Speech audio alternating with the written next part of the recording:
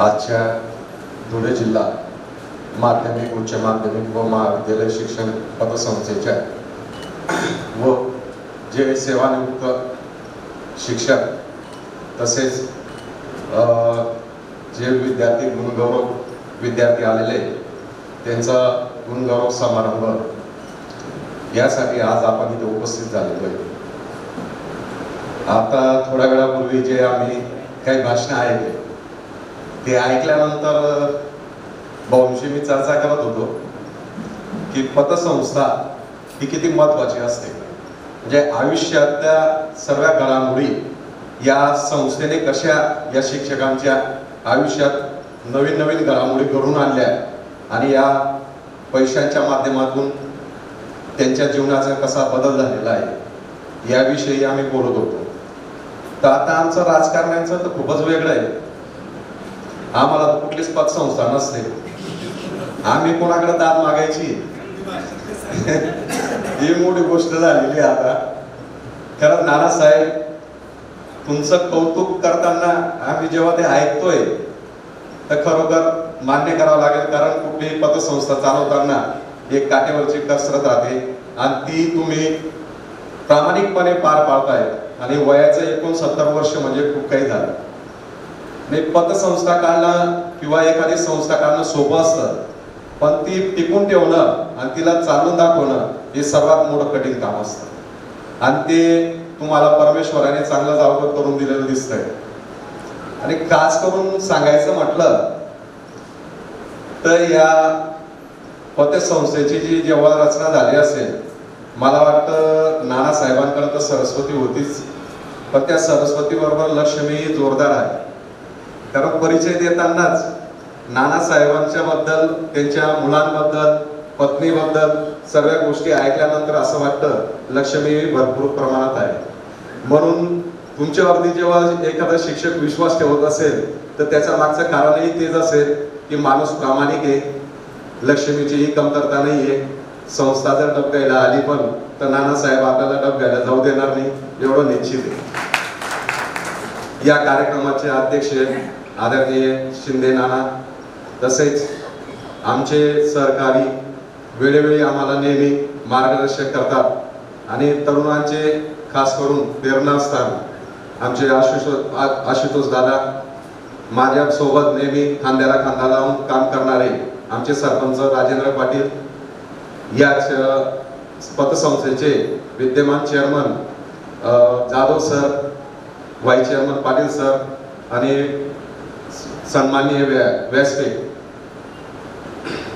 आज सेवापूर्ती म्हटलं की म्हणजे आपल्या आयुष्यातले आपण 35 ते 40 वर्षे ज्या संस्थेत किंवा एखाद्या कार्यात आपण स्वतःला पाहून घेतलेलं असतं, तिथून कुठंतरी आपल्याला रिटायरमेंट घ्यावी लागते आणि त्या रिटायरमेंट नंतर आपण उर्वरित आयुष्य जे जगतो ते उर्वरित आयुष्य जगण्यासाठी नवीन काहीतरी संकल्पना आपण हातात घेत असतो। जसं आता थोड्या वेळापूर्वी पवार सरांनी सांगितलं की मला इथून काहीतरी शिकून जायचंय की आपण आपला ताळमेळ कसा करायचा आहे उर्वरित आयुष्याचं, किंवा आपला बजेट कसा ठेवायचा, किंवा आता चेअरमन साहेबांनी सांगितलं की काही रक्कम आपण संस्थेसाठी पतसंस्थेमध्ये आपण ठेवायची की ती भविष्यात आपल्याला कधीतरी कामात येणार आहे। तसं तुमच्या बाबतीत जर पाहायला गेलं किंवा एखादी नोकरदार ज्या क्षेत्रात नोकरी करतात त्या नोकरदार वर्गांना प्रत्येकाला कुठल्या माध्यमातून पतसंस्था असतील, काही बँकेचं काही हे असेल त्याच्यात आपण ते इन्व्हेस्टमेंट करत असतो आणि त्या पद्धतीने आपलं काम चालत असतं। आमच्या बाबतीत थोडंसं उलट आहे, आमच्याकडे कुठल्याही प्रकारची पतसंस्था नसते, कुठल्याही प्रकारचं काही आम्हाला असतं, कारण आमच्याकडे असं नाही आहे की आम्ही पैसा गुंतवला आहे तो आमचा निघेलच। राजकारण म्हटलं तर राजकारणात सोप्या गोष्टी राहिलेल्या नाहीये आणि आजचं राजकारण आज आपण उभ्या जगात पाहतोय आणि खास करून महाराष्ट्रातलं राजकारण तर सगळ्यांनी म्हणजे आता ज्याला समजत नाही त्याला सुद्धा ते राजकारण समजायला लागून गेलेलं आहे। जसंही निवडणूक झाल्यानंतर राज्यपाल काय असतं किंवा राज्यपालचे काय हक्क असतात, काय कर्तव्य असतात हे सुद्धा बाकीच्या राजकारण्यांना माहिती नव्हतं, पण या 5 वर्षात सगळ्या काही गोष्टी शिकायला मिळाल्या। म्हणून जो हुशार होता तोही हुशार होऊन गेला। आणि खरं जर पाहायला गेलं तर आम्हालाही कधी कधी असा हेवा वाटतो की आपणही एवढं शिक्षण घेतल्यानंतर मला तरी आता बसल्या बसल्या वाटत होतं की प्रत्येकाच्या मुलांचं म्हणजे शिक्षक पाहून किंवा त्यांचं मुलं एवढ्या उच्च पदावरती गेलेले आहेत, तर मलाही असं वाटतं की आता आपल्या मुलांकडेही आपल्याला लक्ष द्यावं लागेल. कारण नेहमी आपण आपल्या गावातल्या विद्यार्थ्यांचं किंवा गावातल्या लोकांचा विचार करत असतो आणि घराकडून दुर्लक्ष होतं. पण शिक्षक म्हटलं की शिक्षकाचं एक चांगलं आहे, पूर्ण आयुष्याचं जे धन असतं ते मुलंच असतात. त्यांना शिकवलं, त्यांना जर उच्च पदावरती आपण पाठवलं तर ते चांगलं कसं घर पुढं जाईल याच्यासाठी ते नेहमी प्रयत्न करत असतात. आमचे मुलं शिकताना तर त्यांनी आता आम्हाला हायस्ट राजकारणाचा थोडासा पहिल्यापासून घरापासूनच आमची सुरुवात आहे. आमचे आई वडील त्या क्षेत्रात असल्या कारणाने आम्हाला तो रक्तातच आमचं ते राजकारण भिनलं गेलेलं आहे. म्हणून तो पायंडा कुठेतरी आम्ही मोडीत करावा असं आता वाटतंय. कारण राजकारण आता त्या लेवलचं राहिलेलं नाही. जे पूर्वीचं होतं खूप काही घाणेरडं राजकारण झालेलं आहे. प्रामाणिक लोकांची खूप कमतरता झालेली आहे. जो काही चुकीचं करेल तो चांगला म्हटला जातो, प्रामाणिक लोकांना कुठेतरी डावललं जातं. मला या माझ्या 20 वर्षामध्ये खूप अनुभवायला आलं. मी खूप विचार करतो की याच्यापासून थोडंसं लांबतं व्हावं, थांबून जावं, पण ते अंगाशीच येतं. कारण शेवटी कसं असतं, एखादी गोष्ट आपण करतो तेव्हा प्रामाणिक मनाने किंवा प्रामाणिकपणे जर केली तर 100% ते तुमच्या यशाला कारणीभूत ठरतं. जसं तुम्ही तुमचं शिक्षण क्षेत्रामध्ये एखाद्या वेळेस शिक्षक हा एक नट आहे, त्याला एखादं पात्र दिलेलं असतं किंवा एखादा विषय दिलेला असतो आणि त्या विषयात जर त्याने मन लावून जर पूर्ण ते पात्र जर तसं जर विद्यार्थ्यांसमोर मांडलं तर त्या विद्यार्थ्याला आयुष्यभर ते लक्षात राहतं. तसं तो ते लक्षात राहिल्यामुळे तो विद्यार्थी घडत जातो आणि त्या घडण्यामागं सर्वात मोठा जर सिंहाचा वाटा असतो तो शिक्षकांचा असतो. मलाही जे शिक्षक लाभले त्यांनी माझ्यावरती काहीतरी असं गुण असे निर्माण केले की त्यांचे ते गुण आज मला कामात येत आहे.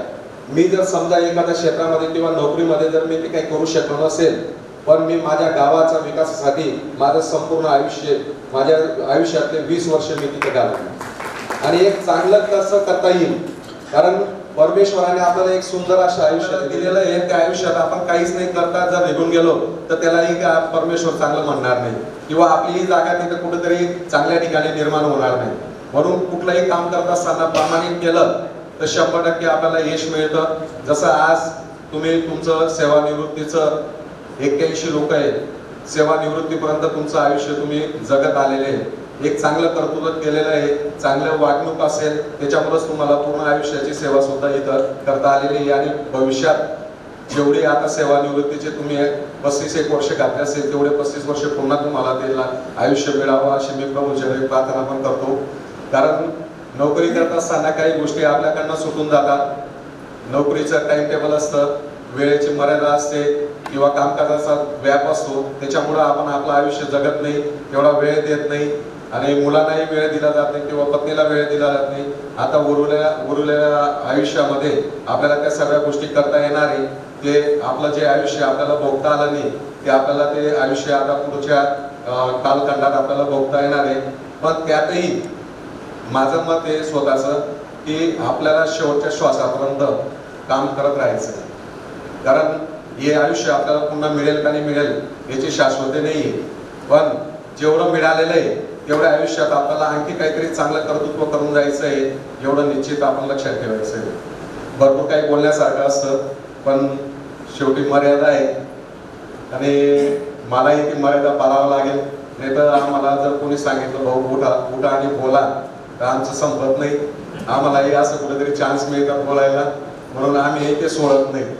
मला सरांनी सांगितलं म्हणे बोलणार का, म्हटलं मग हे सोडत नाही आम्ही.